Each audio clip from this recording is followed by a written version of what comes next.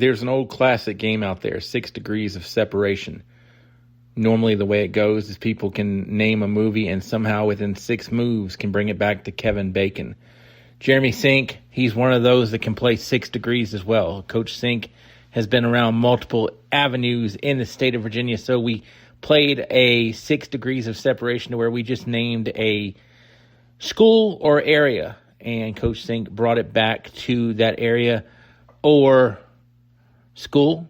Maybe not a true 6 degrees of separation, but close enough to where hopefully Kevin Bacon would be honored. Jeremy Sink, 6 Degrees on the Sports Buffet podcast. Let me ask you a question. Do you think when Kevin Bacon started his movie career, he thought there would be at some point a 6 degrees of separation with Kevin Bacon? Because he's the guy I hear about doing it. The other day, I turned on an old Kevin Bacon movie, Whitewater Summer, with Sean Astin. You remember that movie where he was kind of like the Sean Astin of Goonies fame, and right. Also, but he was the son of Gomez, by the way, Sean Astin. Right. Talking about the Adams family. Yeah, I love impressing you when I can. But I watched that movie, and I hadn't seen it in years. I just happened to pop up and like, hey, free movies to watch or whatever, on our at home. And Casey and I love 80s movies, so I'm like, let's put that on. And I've forgotten like how kind of twisted it was, because he's really, really tough on these kids, and then they throw the rock and knock him off down the ravine. He breaks his leg. I'm like, oh my gosh, like. Looking at what now would be probably at least a PG-13 rating, was a PG rating of the 80s, right? I'm going to be really ignorant. I don't know that Kevin Bacon is probably, maybe for Whitewater Summer maybe the major motion movie picture star, because I'm trying to think of Kevin Bacon's. I don't want to say we're talking Footloose best here, right? movie. Footloose. Yeah. I mean, but then Kevin Bacon now is like, I don't want to say an afterthought, but you've got the Tom Cruise. He's just played a lot of stuff. He's solid. Yeah, he's sure. that solid guy that I want coming up with 2 outs because I know he's going to draw a walk or get a hit. Right. Anyway, 6 degrees of separation with Kevin Bacon. You can always kind of bring it back. Jeremy Sink actually brought this idea up to me one day when we were talking about, I've been around so many places, just name a place, and I can probably come back to it as long as you keep me out of the 757, because I haven't really been to that area. Visit 757 for conferences and vacation. Right. Concerts. Virginia Beach Amphitheater, one of my favorite places to go see Dave Matthews Band. But I've never taught or worked there. So and they didn't play James River in the postseason. No. If we went out, one of the very first things I attended, sporting event wise, in 757, it was when I became an AD, wherein the Class 4, 5, and 6 wrestling tournament is out there at Virginia Beach Sports Complex. So that was one of my first times I've seen like that side of athletics. But you can't talk to me about the Allen Iverson days at Bethel, or I went to a coaching conference and saw Allen Iverson at the seafood restaurant we were eating at, and I was like, he seemed so much, I guess, shorter. I guess this is obviously years after he was done playing the NBA, but 100% like came in with a group, and you could tell like everyone in there knew who it was. Talk about practice. No, he didn't really talk to much of anyone. Just they kind of went back to their area in the back and they had their dinner. And Allen's guy's room type of thing. Yeah, and he's home. So it's like, people know who he is in the Hampton Roads. So I guess I can name 757. But, outside... you just happened to catch me on a good one. Outside of that, name any part of the state or a school or whatever, and Sink can kind of bring it back a little bit.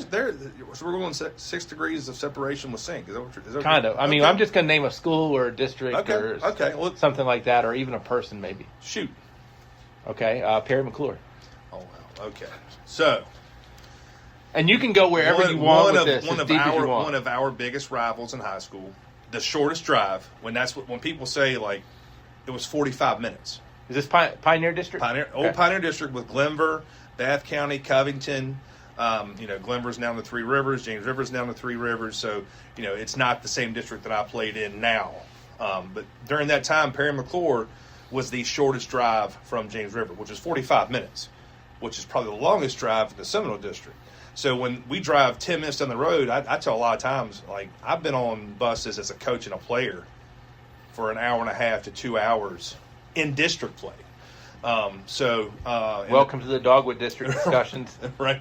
So, but Perry McClure, Nelson Fox, one of the all-time winningest coaches in VHSL boys basketball history, was Coach Mike Cardellaro. His coaching tree is pretty broad, and my defensive coordinator in high school, Otis Timberlake, God rest his soul, one of the toughest coaches I played for, coached under Bobby Williams at Perry McClure in the old days. Nelson Fox was still there. Nelson coached at Perry McClure. I was fortunate enough. I say fortunate because I don't know that I ever beat him in high school, but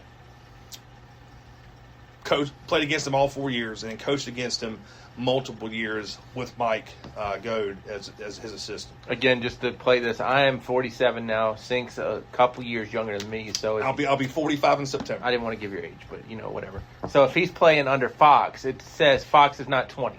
No, yeah, for sure. Not now at least. And Nelson was one of those guys that you knew. And Bob Williams is a legend too, by the way. Absolutely. There's a lot of legends in that small town. And I tell you what, if you go into Buena Vista, really the only thing that's changed that town at all is SVU, Southern Virginia University.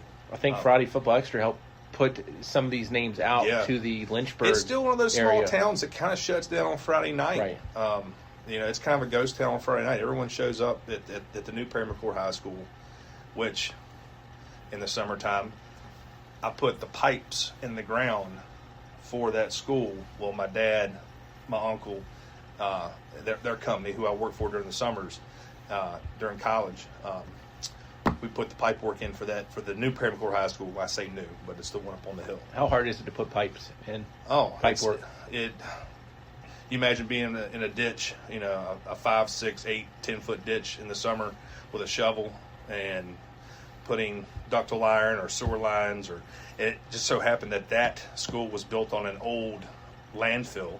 So when you're digging with an excavator, if you're the person in the ditch, you're essentially, there's a layer of old garbage that just is, it wasn't the most pleasant job for sure. It's funny you say that because every time when somebody asks me how I'm doing, I'm like, at least I'm not digging a ditch. Yeah. But I guess you really did 100% get to dig the ditch. And I think my dad quite often, because he made sure that my brother and I, because whether it was winter break, summer break, we always spent time with the family business of putting pipe in the ground. And you can't halfway it. No. Can't halfway pipe. It might be 10 hours, it might be 15 hours. There were multiple times I remember asking my uncle, when are we going home? And he would, we'll go home when the job's done. Right. I've always heard from people that the worst job was picking tobacco, but it sounds like pipe might be right there with it. I don't know. I mean, did you pick tobacco? No, I did not pick tobacco, and but I will say I've never done it. I heard it's bad. I will say that working in those kind of conditions, whether it be cold, hot, whatever, it teaches you a lot about yourself and the toughness that it takes. There are days when this job, where I may have to grab and growl a little bit, whether it's moving, a cooler full of drinks from one stadium to another because, hey, we ran out here, but the next shipment doesn't come until next week, but I've got to get drinks over here because I know that we've got a crowd coming. So it may take me a couple of hours where I'm out there in a concession stand that's 110, 115 degrees and moving drinks and getting them from one stadium to another. So when I do those kind of things, it's like a small snippet of what those days used to be like. Now, of course, I was a much younger person. So, I don't handle the heat the way that I used to. Do you remember your first coaching job to where you were kind of in charge of conditioning? Well, I think we all had a hand in it. Conditioning now is much different. But back then, we did conditioning in terms of if you're conditioning for baseball, you can condition in the fall and winter. We can't get the balls and bats. Not supposed to get the balls and bats out, but we can, run the track, run the bases. I'm assuming. Sure. Correct me if I'm wrong. You couldn't do anything sports specific in those days. And the first I can lay down. The first 7 or 8 years of my career was in that world where you could only lift or run during the off season. And now we have the what we see now, and that's. Wait, could you not lay down a base? I mean, you could, because it was sports specific. You weren't supposed to. But I need my guys to run 90.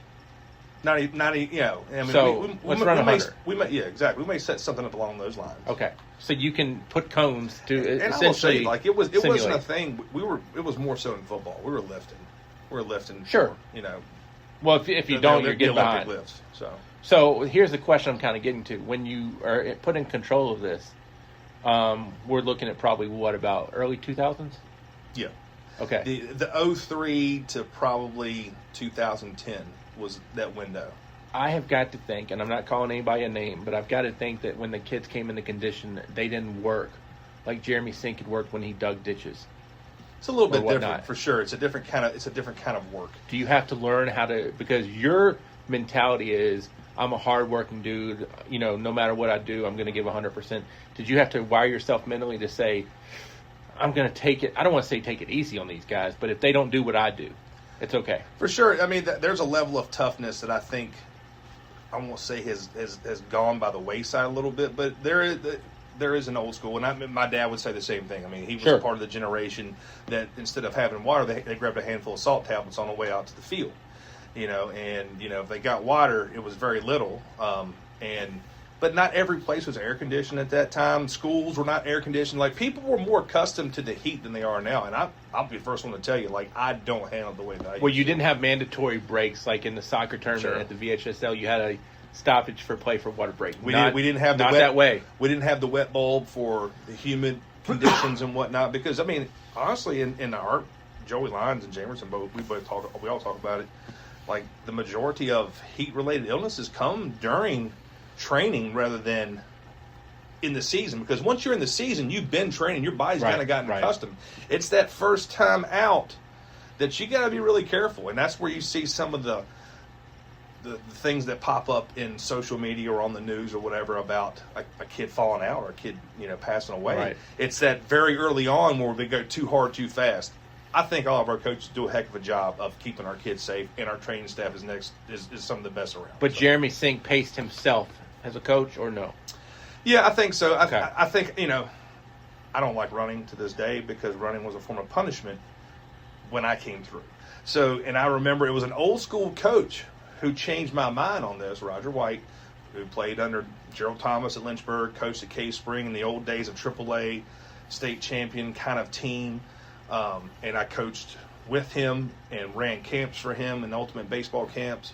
But Roger, one day, his son was on the team, James River, and I came back and I was playing. I'm not playing, but coaching at James River. And the kids were having a tough day. And, we had won something like 9 straight district championships. What do you mean when you say tough day? It was a tough day, meaning they just couldn't get it right. We used to, what I call the star drill, we just basically dropped, if we made X amount of errors in a row, or, they weren't locked in mentally, physically, or whatever, we would drop our gloves and, like, the nearest fence, you would touch that fence, sprint across, touch the next fence, sprint to the furthest foul pole, sprint to the first foul pole, and back to your position, and I would give them a time. And I remember Roger saying to me one day, he said, they're frustrated, you're frustrated, and he said, I agree that they need a little extra. He said, but he asked me, he said, does running them like that make them better or make you feel better? And I said, you got something there. He said, instead of doing that, he said, let's keep them out here an extra 30 minutes and just keep banging ground balls at them. So that's what we did. And that, I'm telling you, from that moment on, because I didn't like it as a player. I'm like, you know what? I got an old school coach who's as tough as they come. Changed my mind that day. And this is 15 years ago. It's funny. I remember asking at a girls' basketball media day, I remember asking Ron Carter, coach at Rustburg for girls' basketball, how much do you make them run? And he's like, I tell the girls this all the time, I'm not a track coach. Yeah. You know what I'm saying? So it's kind of like that same mentality. We're going to get our conditioning, the way it's done now, rather than the old school. We're going to get our conditioning in how we prepare. Right. We're going to sprint from drill to drill. We're going to go 100% in our drills. Some people say 110%. I've never been one of those people because you can only do what you can do. 110% is more than you can do. 100%. I want 100%, not 110, because 110 is more than you can give. Give me 100%. Cave Spring. Oh, wow. You're going to go there, huh? So this is right when I came back from Northern Virginia. Now, this is a wild one, Bob. I was teaching in Rockbridge at the middle school, at Moore River Middle School, health and PE. I was coaching football at Rockbridge County under Jason White. Went to the state championship that year, lost to Richlands, blocked field goal with 38 seconds left. I was coaching basketball at James River with Mike Godin, and that was in that stretch of time where we ended up winning the state championship. And in the spring, I was working for Dave Dunstan as his assistant at Cave Spring, all in the same season, while teaching in Rockbridge. So I know that's again a decade plus ago. But Dave, when I first came back, there were no coaching openings at Rockbridge in baseball. There were no coaching openings at James River in baseball. But I'm a baseball guy. I don't want to coach baseball. I had kind of jumped in when I came back and took over American Legion baseball in Botetourt County, chatting up with Roger White. Keep name dropping him because he's a great baseball guy. But Dave and I had worked together before I left and went to Northern Virginia at James River. And Dave then became the head coach at Cave Spring. And just to interrupt, again, Legion Ball is kind of a dinosaur now, but at the time, it was big. It was a thing. Yeah, there was 12 teams in the league. And this is before before you coached in Roanoke Rails, right? Before, yeah. Okay. So I coached Botetourt American Legion. I was the head coach and overseer, manager, whatever, for 7 years before. Where are you pulling from? From what schools? When we were in Botetourt, our rule was the county would fund us, but I could only draw from Lord Botetourt and James River and Botetourt County residents. Could not draw outside anybody else. So Botetourt County funded us. They paid for our uniforms. They paid for the balls. They paid for our league fees. And all we had to do was take just Botetourt County kids, which at that time was really tough. Now, we had some great players. Had some guys that went on to play at the Division I level, JUCO, D3, D2. But we had probably the smallest area to draw from. That being said, because a team like New River was pulling from 8 schools.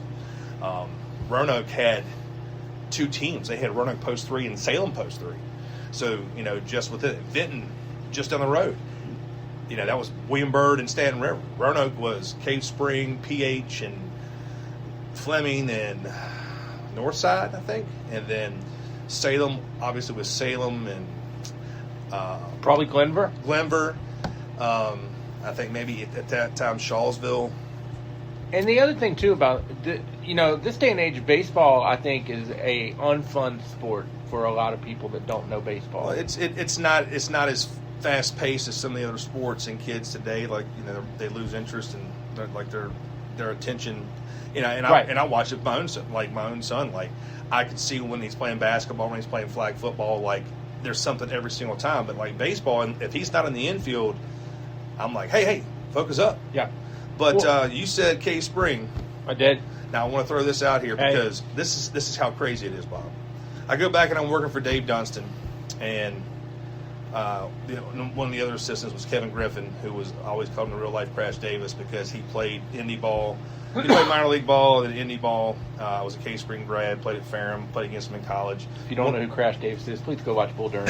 So he would come back and coach right up until he had to leave for spring training in indie ball. And every day after practice, I would stay late and throw batting practice to him. And it got to the point where I was like, Griff, if I'm going to stay late with you, you think I get some cuts too? He's like, yeah, hey, I'll throw as many as you want. Now, what position is he? He was a catcher. Okay. He was a switch hitting catcher. So he's really Crash Davis. I mean, yeah, legitimately absolutely. To the core. And our AD during that time was someone who just retired. Someone I got to work with on this side of the job as a fellow AD was John Harness, who was the pitching coach for Chuck Hartman at Virginia Tech. So I got to work with John, my very first time as a camper going to Virginia Tech's baseball camp. And I always seemed to find my way on his team. And then he was my AD when I was at Cave Spring. And then fast forward decade plus down the road, and John just retired this past year. And I still call him coach to this day. We've talked enough over time to where we might, goof around when, we're sitting, just chewing the fat, so to speak. we might joke and insult each other, but tell people I'm not an insulting human being with any question I ask, right? No, not at all. So how hard is it to throw batting practice? I mean, is it a skill that you have to develop? I mean, as a former catcher and a pitcher, I felt like that was definitely my wheelhouse. Okay. I have thrown a lot of batting practice, so much so that I know that there's probably some type of shoulder surgery in my future. Because I'd argue you have to be accurate because the ball needs to get across the plate. It needs to be relative to the league Right. that you're coaching in. Right. When I first went from high school to college, I remember being at the All-Star game where there were pro scouts, and I was the youngest coach in the league with the Roanoke Rails at that time. So it was about 98 degrees, humid. I bet it probably felt like 106, and they were basically letting me. They're like, hey, young buck, you throw BP, you hit fungos. And I remember Coach Marvin Speaks, who's been with Catawba Valley Stars forever, is a lefty. And Coach Speaks was probably 20 years older than me at this time. He's probably in his mid-50s at the time. Lefty, I mean, but spry and still had zip. And he's up there just sawing off guys and breaking bats. And I remember him, and some of the other guys were like, hey, Coach, you throw to us. You throw to our group. And I threw. And next thing I know, I had more guys asking because my BP was definitely a little more, let's put on a show. You know what I mean? Like, and I remember Coach speaking to me, he says, you throw good BP. It's a little too soft for me. And I just thought it was funny because I remember some of those pro scouts coming over to me and are like, man, you need to get on with the big club. It's like you're ironing it all out. You're hitting fungos, throwing BP, and I'm telling you, that day I was so hot. I'll never forget it. A storm came about the third inning, and we sat in there and waited it out, but because it was an all-star game. But I remember I needed that rain delay because I was gassed. What's fungos? Hitting. Like pepper? No, it's just hitting ground balls or fly balls. So more like hitting in and out, like what you'll see on a high school level. Like the one hanging up on the wall over there. Okay, That's so if you are hitting in and out, how tough? In and out basically is like... It was my favorite thing. If you go to a game early and you see the kids moved around, you see the coach hitting, that's what we call in and out. Yeah, How hard is it to hit in and outs? Because you've got to hit it at the right left field. Here it comes. Yeah, and if you're in a pro park or a college park where you've got really nice grass, you better not take a divot because that's kind of the thing. Like, you don't want to top one and all of a sudden you see a clump of grass fly up because I've definitely seen the field managers, the turf managers out there like, come on, man, what are you doing on my field, dude? Right. Right. But when I eventually gave that part up to Mike Schaefer before the game, that was hard for me to do because I love Io. It's one of my favorite things. With the Rails, we did a lot of show and go though, because we would get somewhere. Show and go. Show and go means you get off the bus, go warm up, take your BP, and play ball. Okay. A lot of times we're traveling from Virginia somewhere into Winston-Salem or Raleigh or Charlotte or whatever, and you get caught on 77 in traffic, and it's like, all right, boys, looks like we're show and go today. And you get off the bus, and you go and you rock and roll. The thing is, baseball guys are superstitious. So we go out there and we win game one, and then we win game two. Now we've got a doubleheader. We drive to the next day, and the guys are like, Coach, we played awesome yesterday. Show and go tomorrow. I'm like, hey, you believe what you believe, right? So there were days when we got swept, and I tell them, guys, we ain't show and going tomorrow. Get up. We're going to get on time. We'll be there an hour early. That kind of thing. So that was the give and take. Talk to me about coaching with Jason White, and talk to me about Jason White at Rockbridge. Yeah. Well, when you bring up other people when I name a school, we might go back. I mean, Jason is a assistant superintendent now in Lexington City. Just a really fun guy to coach for. I say fun because all of our staffs were really tight. We had a great camaraderie. Some of those guys that I coached with, I still talk to regularly to this day. Jason and I, we always kind of cut up a little bit because he's a Southwestern Virginia boy down PH Glades Green, played at Emory and Henry, was a Billy Mills assistant. I had never seen preparation for football the way that we did at Rockbridge. When I say preparation, I mean the film sessions on Sundays.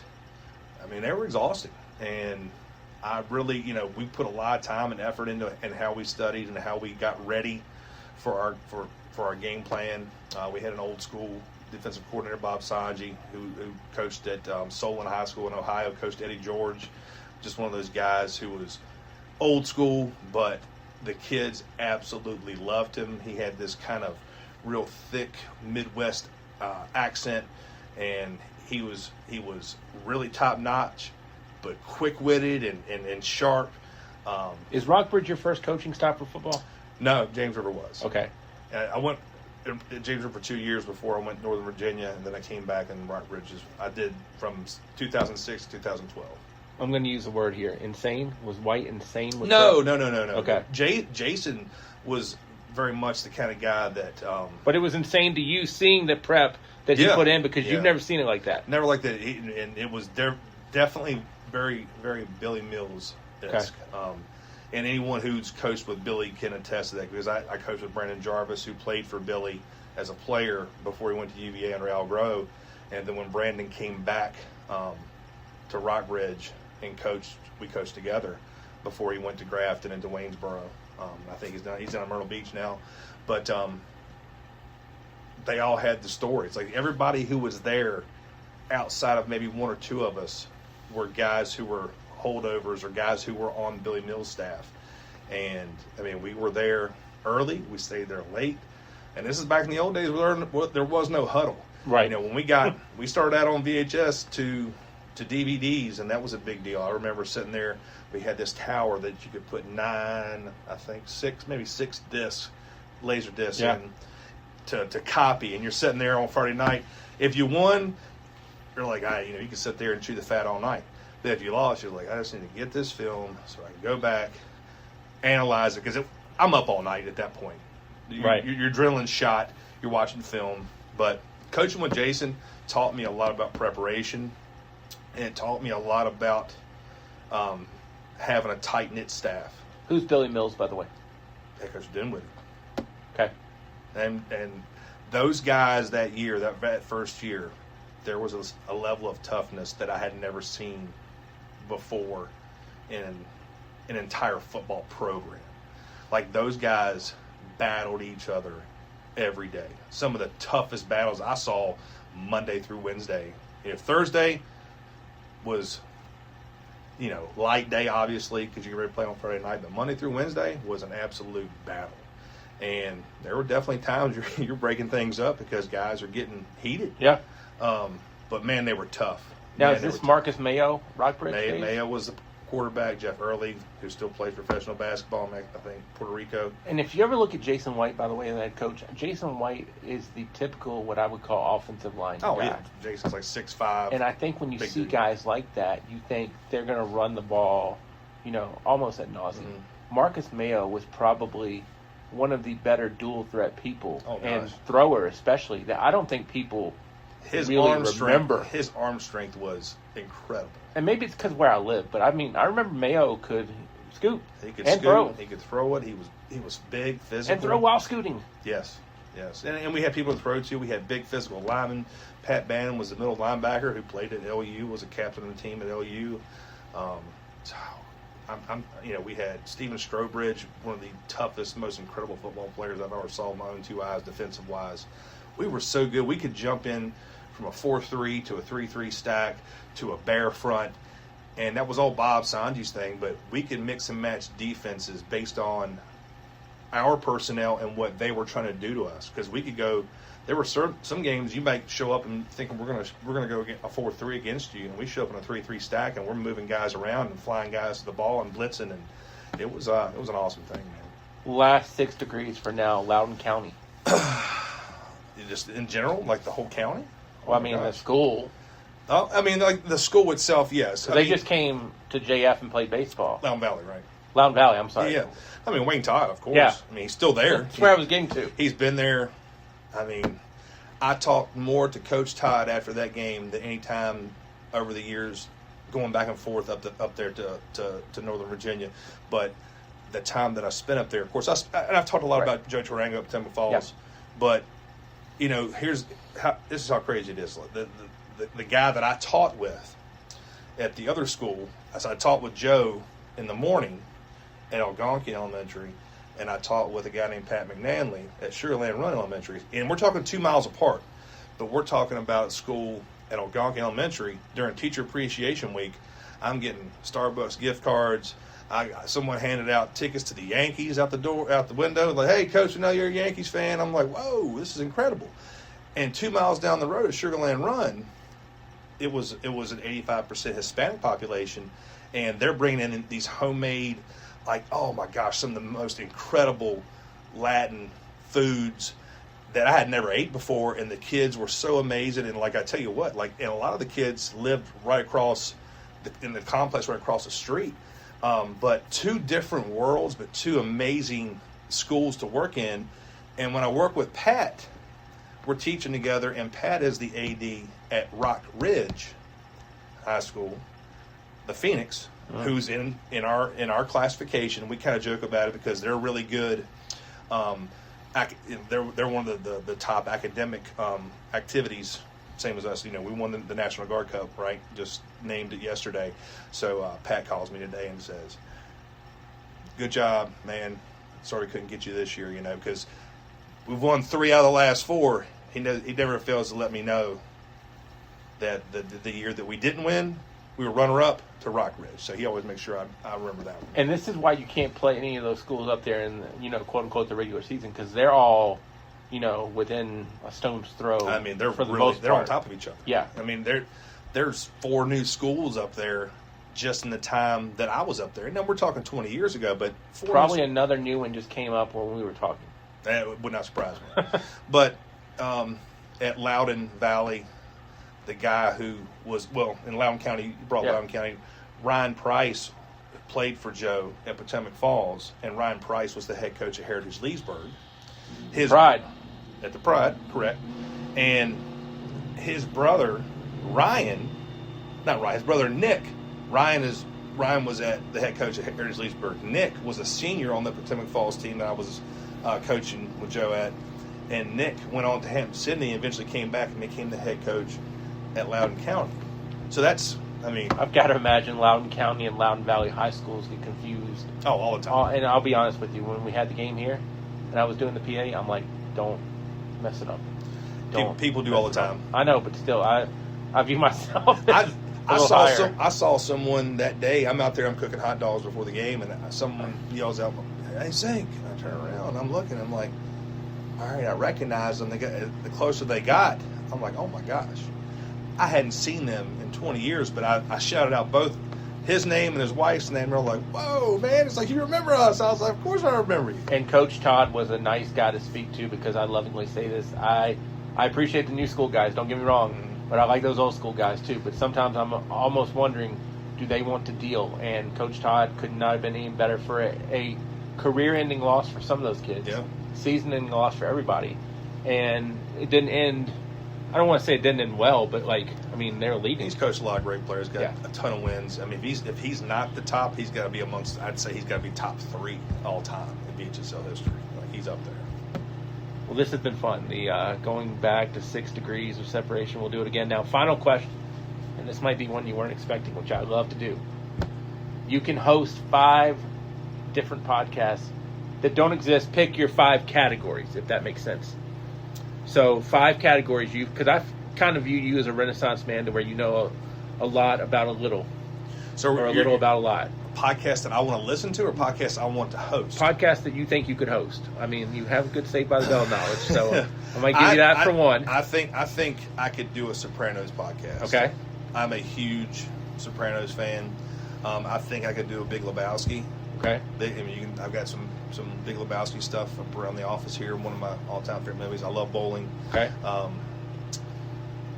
I think that I could rock on Southern rock trivia. Okay. My dad, I grew up on the Eagles, right, and which is a kind of contradictory, because in the Big Lebowski he says he hates the Eagles, which I'm like. And this is not saying you are the most knowledgeable person in any of these topics, because there's probably people that know more sports than me, which I'm okay with. And you know what? I would feel comfortable saying general science, biology, chemistry. Interesting. I'm a science guy. Bill Nye. I always like that. Said 5, so I've said 3. So we've got science. No, I think you said 4. I think we have Science, The Big Lebowski, Southern Rock, and The Sopranos. Oh man, this one may surprise you, but a podcast about cooking out. Really, like I love to entertain and social and be social and get You strike me as that type. Have the smoker full of ribs, chicken, whatever, and I love hearing other people's take on how they do it. And guilty pleasure, I'll watch a lot of those barbecue shows, like Myron Cope and some of those other guys that I'm figuring out the little secrets along the way. My buddies and I, we get into barbecue competitions from time to time, or chili festivals, that kind of thing. I love that stuff. And Dr. Martin, he's gotten in on barbecue. Absolutely. His brother-in-law is pretty good at it, from what I hear.